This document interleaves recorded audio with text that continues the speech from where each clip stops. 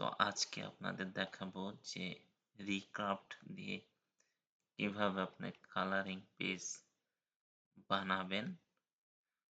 তো আমাদের থেকে অনেকেই রিক্রাফট নিয়েছেন কিন্তু তাদের আউটপুট ভালো আসতেছে না।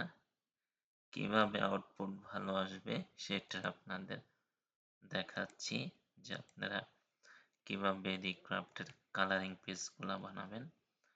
তো আমরা চ্যাটজিপিটির সাহায্যে ডিজাইনের প্রম্পটগুলা নেব, কারণ আমাদের তো আইডিয়া নাই যে কি কি কালারিং। আমাদের প্রথমে হাই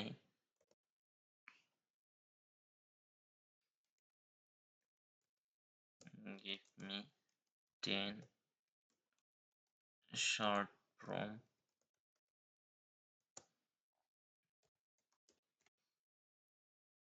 about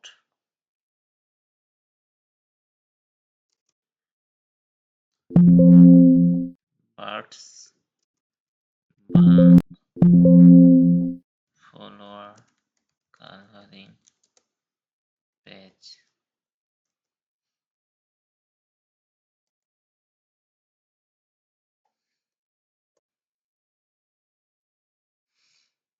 তো এখানে দিয়ে দিল যে হাইটে আমরা কত দেই, হাইটে দেই 11.50, মানে 11.5 দেই। তাহলে আমাদের ইঞ্চি হলো 11.11 বাই 8.5 দেই, তাহলে 11 পিক্সেল কত? এই যে 1056। তাহলে আমরা এখানে কি করব, এই যে হাইট 1056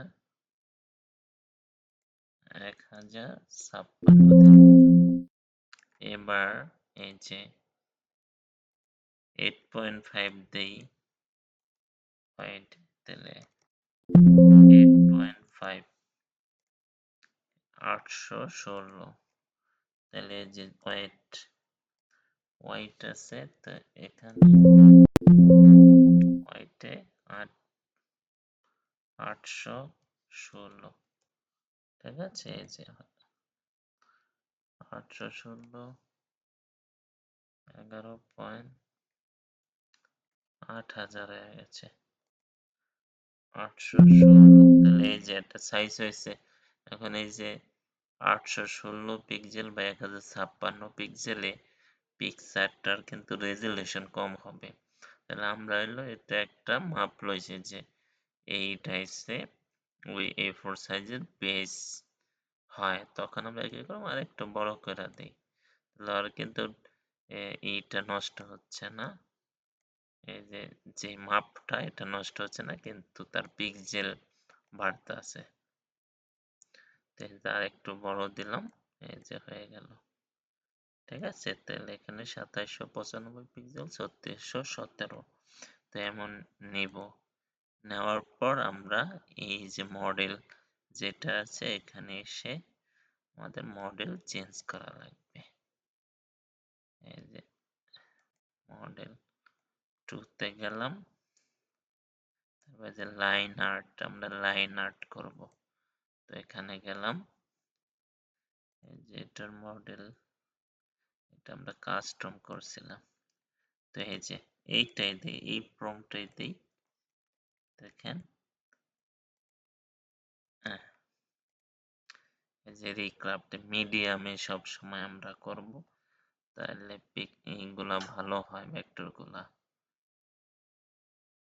তো আমরা একটু অপেক্ষা করি।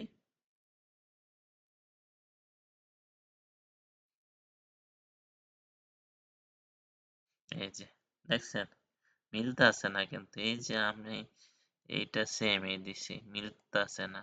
অনেকে বলেন যে কি রিক্রাফট দিছে কাজ করে না, আসলে আপনি ইউজ বুঝতেছেন না। এই জায়গায় ইউজ আছে, ধরেন এই জায়গায় যদি আমি আউটলাইন অফ দেই, তাহলে দেখেন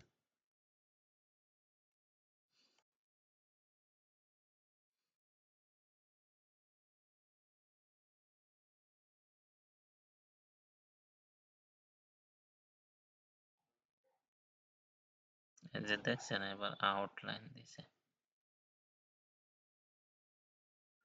এখন বলতে পারতেছেন যে এই যে অনেক মোটা হয়ে যাচ্ছে বা কেমন যেন দেখাচ্ছে, এটা আরো ক্লিয়ার দরকার। তখন আপনি কি করবেন, ধরেন আমি যে এইটা লইছি, নেওয়ার পর এই ক্লিয়ার আউটলাইন হতে হবে, তখন আপনি এইটা এই যে এই ডিজাইন যেটা আছে এই জায়গায় পাওয়ায় দিতে হবে। এই যে এখানে যাবেন,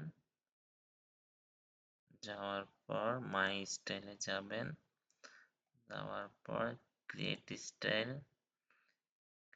স্টাইলের পর আপনি আপলোড দিবেন কোন স্টাইলটা আপনি এখানে বসাতে চান। ঠিক আছে, সাপোজ আমি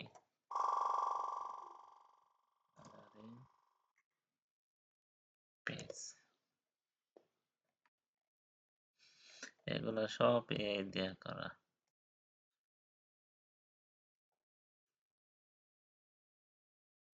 সব এআই,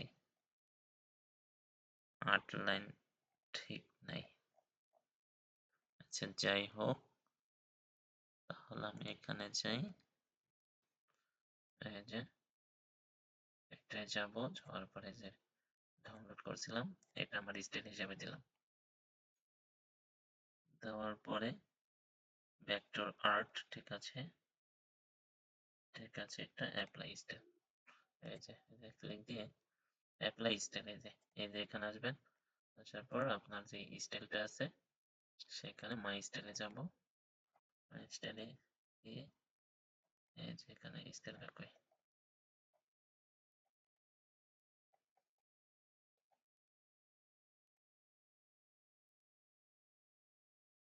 এই যে স্টাইলটা করছিলাম এটা দিই, দেওয়ার পরে যা আবার দিলাম কালারিং।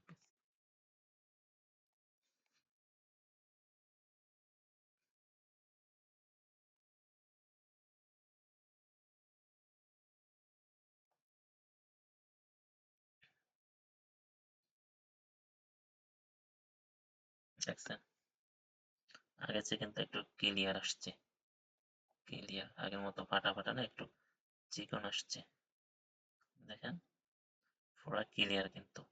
তাহলে এটার পার্থক্যটা দেখাই, তো আরেকটা নিলাম আমি, নিয়ে পার্থক্য দেখাই দিই, ঠিক আছে, তাহলে বুঝতে পারবেন যে আপনি যেই রকম স্টাইল নেবেন ওইভাবেই, এই যে আউটলাইন,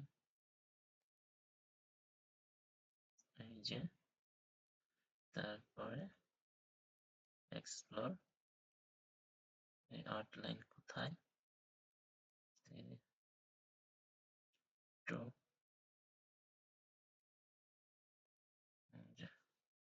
এবার দেখেন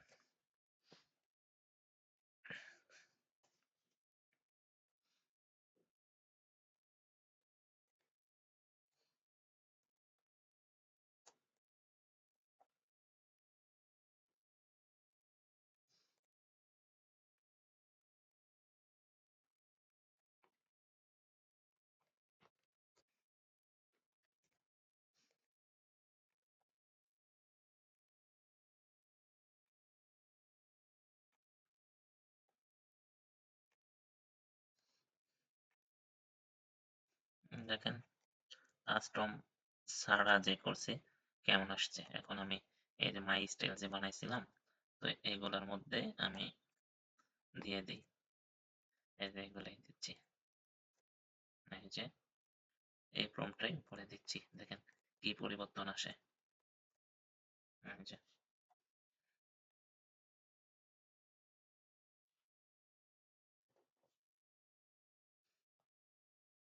দেখেন তো কোনো পার্থক্য খুঁজে পান কিনা, এই যে একটার মধ্যে আর আপনি নিজে যে স্টাইলটা বানাবেন কোনো পার্থক্য আছে কিনা। তো এইভাবে মাই স্টাইলে আপনি যদি এই আউটলাইনটা আরো চিকন বা চান আপনি ইলাস্ট্রেটরে ওই বানায় নেবেন, এটা চিকন করে নেবেন বা এভাবেও সমস্যা নাই। দেখেন এটার সাথে আপনার এটা একটু পার্থক্য আছে, এটা একটু ক্লিয়ার লাগতেছে। এই জায়গায় ওই যে মাঝখানটা দেখেন কেমন, এই যে আউটলাইন গুলা ক্লিয়ার, আর এটা একটু মোটা বেশি দেখাচ্ছে। তো এমন আপনি এখানে কাস্টম বানায় নেবেন, যে কিভাবে আপনি বানাবেন সেটা কাস্টম আগে নিজে বানিয়ে নেবেন। ঠিক আছে? ওকে, এভাবে কালারিং পেজ বানাবেন। আল্লাহ হাফেজ।